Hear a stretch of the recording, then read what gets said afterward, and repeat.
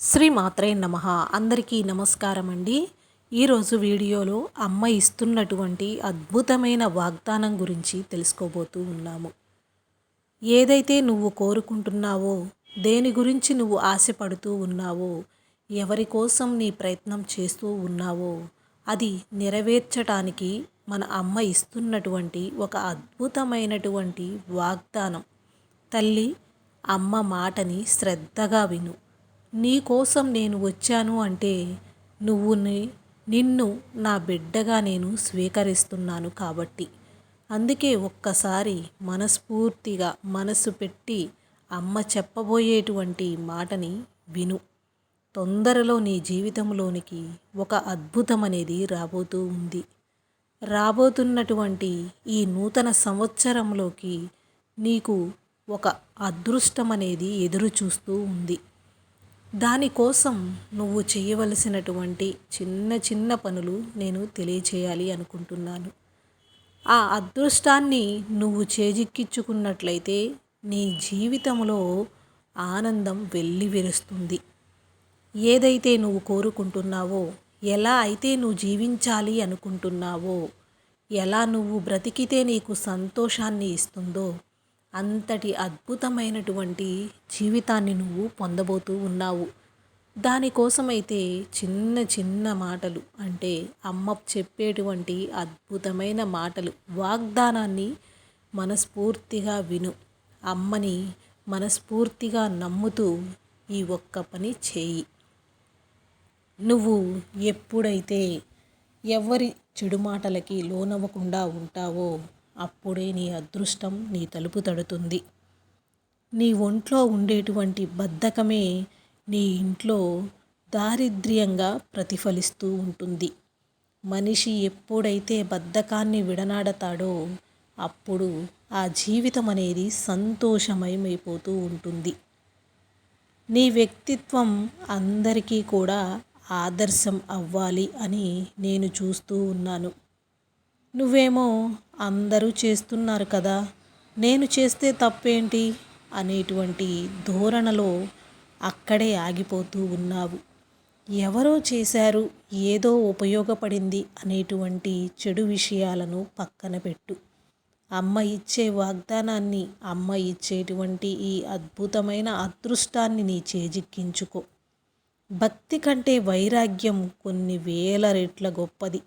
అది అంతో ఇంతో వంట పట్టకుండా నువ్వు ఎంత భక్తుడివైనా ముక్తి పొందలేవు. కాబట్టి ఈ అమ్మ మాటని చక్కగా అనుసరించు. నీ జీవితాన్ని ఒక మంచి బాటలో నేను నిలబెడతాను. అమ్మ ఇచ్చేటువంటి ఈ యొక్క అద్భుతమైన పరిహారముతో, అమ్మ నామముతో నీ జీవితములో సంతోషాలు వెల్లివిరియటానికి ఎంతో సమయం లేదు. రాబోతున్న నూతన సంవత్సరంలో అడుగుపెట్టేటువంటి మొదటి రోజు కల్లా నీకు ఆనందం, అదృష్టం కలిసి వస్తూ ఉన్నాయి. నిజానికి బ్రతుకుని మించినటువంటి మర్యాద మరణానికే అవసరం. మనిషి మరణించిన తరువాత ఎంత హీనుడైనా నలుగురు మోసేవారనేది కూడా ఈ రోజులను బట్టి అవసరం. కాబట్టి ఎవరిని హేళన చేయవద్దు, ఎవరిని దూషించవద్దు. ఎంతటి అవసరమైనా, ఎంతటి పరిస్థితులైనా, ఏ రోజైతే నీ నోటి వెంట అసత్యాలు పలుకుతావో అప్పుడు జీవితంలో సంతోషాన్ని కోల్పోతావు. కాబట్టి ఈ అమ్మ మాటగా చెప్తున్నాను, నిత్యం సత్యాన్ని పలకటానికే ప్రయత్నం చేయి. అమ్మ తోడుగా ఉంది అనేటువంటి విషయాన్ని గుర్తుపెట్టుకో. తన భేదాలు తనకు లేవు. నీలాంటి ఫలితం పోరాటం కోసం నిన్ను చేరే వరకు, నువ్వు కోరుకున్నది నీకు దక్కే వరకు ఖచ్చితంగా నీ ముందున్నటువంటి సంకల్పాన్ని గట్టిగా పట్టుకో. అమ్మ నీకు అనుగ్రహిస్తుంది. నీకు ఎలాంటి శిక్ష కూడా వేయలేదు. నీకు కావలసినటువంటి శిక్షణను నేను ఇస్తున్నాను అనేటువంటి విషయాన్ని నువ్వు గుర్తుపెట్టుకో. ఆ చందమామే వచ్చి నిన్ను స్వయంగా జోకొట్టినా నువ్వు పరుపు కింద ఉన్నటువంటి పరుల సొమ్ముని గురించి ఆలోచించటం మానివేయి. చక్కగా ఆ తల్లిని మనస్సులో స్మరించుకుంటూ నీ కష్టాలనేది చెప్పుకో.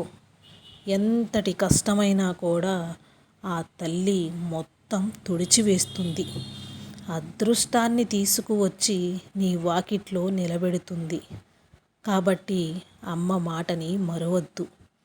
నీకు మరికొన్ని రోజులలో, మరికొన్ని గంటలలో నువ్వు దేనికోసమైతే వెతుకుతూ ఉన్నావో, దేని గురించి ఆలోచన చేస్తూ ఉన్నావో అది నీ మనస్సుకు తెలిసిన విషయమే. ఖచ్చితంగా అది నీ వద్దకు రాబోతూ ఉంది. దాని గురించి నువ్వు ఎలాంటి భయము పెట్టుకోనవసరం లేదు.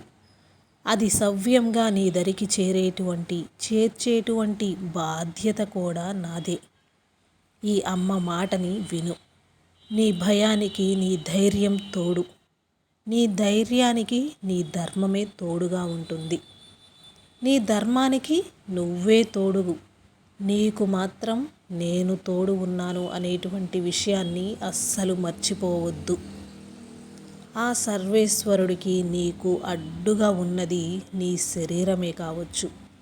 అంత మాత్రాన ఉన్ననాడు పోవాలి అని అనుకోకూడదు, పోయే రోజున ఉండాలి అని ఆశపడకూడదు.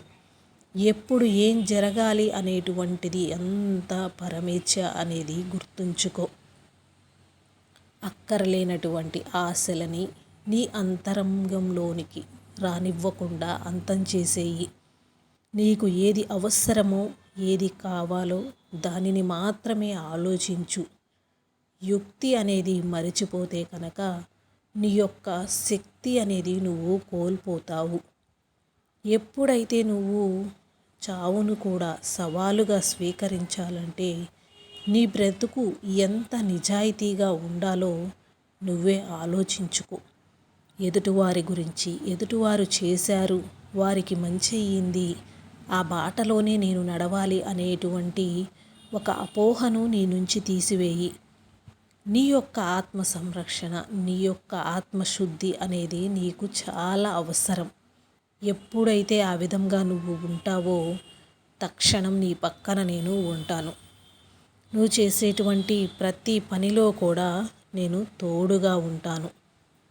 నీ మనసులోంచి ఒకరు వెళ్ళిపోయారు అంటే కనుక బహుశా ఆ స్థానం అనేది ఇకపై నేను మాత్రమే ఉండగలిగేది అయి ఉండొచ్చు. ఎందుకంటే నీ మనసులో వచ్చేటువంటి చెడు ఆలోచనల నుంచి, నీ బుద్ధిలో కలిగేటువంటి ప్రవర్తనని నేను ఖచ్చితంగా మార్చగలుగుతాను. ప్రారంభం అనేటువంటిది నెమ్మదిగా ఉండవచ్చు, కానీ నీ విజయం మాత్రం గట్టిగా వినపడేలాగా నీకు నేను సహాయపడతాను. నువ్వు ఎప్పుడైతే ఫలితం కోసం ఒక పనిని మొదలు పెడతావో ఆ పని అనేది పూర్తయ్యే వరకు నీ పక్కన నేను ఉన్నాను అనేటువంటి విషయాన్ని అస్సలు మరచిపోవద్దు. ధర్మం, త్యాగం, సాయం ఇవే సమానత్వానికి అసలైనటువంటి ఆధారాలు. నువ్వు ఎప్పుడైతే ధర్మంగా నడుచుకుంటావో, నీ తోటివారి పట్ల ఎప్పుడైతే సాయం చేస్తూ ఉంటావో, నీ ఆత్మరక్షణ కొరకై, నీ ఆత్మీయుల కొరకై నువ్వు ఎప్పుడైతే త్యాగం చేయగలుగుతావో అప్పుడే నీకు అసలైన సమానత్వం అనేటువంటిది, అసలైన బంధాల విలువ అనేటువంటిది తెలుస్తుంది. అలాంటి బంధాలనేవి నిన్ను వెతుక్కుంటూ తొందరలో రాబోతూ ఉన్నాయి. అతి తొందరలో నీ అదృష్టం అనేది నీ తలుపు తట్టేలాగా చేసేటువంటి పూర్తి బాధ్యత అనేది కూడా నాదే. అంత భారం నా పైన వేసి ఒక్క మాటలో చెప్పాలంటే నీలో నేనున్నాను అనేటువంటి విషయాన్ని నువ్వు గుర్తుపెట్టుకున్నట్లయితే నీ జీవితాంతం, నీ జీవితం మొత్తం ఈ అమ్మకి అంకితం చేసినట్లుగా భావిస్తే నీకు మరు నిమిషమే ఎలాంటి సమస్య అనేది కూడా రాకుండా చూసుకుంటాను. కాబట్టి ఎప్పుడైతే సత్యాన్ని మాట్లాడుతూ ధర్మాన్ని పలుకుతూ ఉంటావో ఆ మరు నిమిషం అమ్మ నీకు తోడుగా ఉన్నట్లే. ఇంతటితో నీ అదృష్టానికి నేను మొదటి అడుగు వేయిస్తూ ఉన్నాను.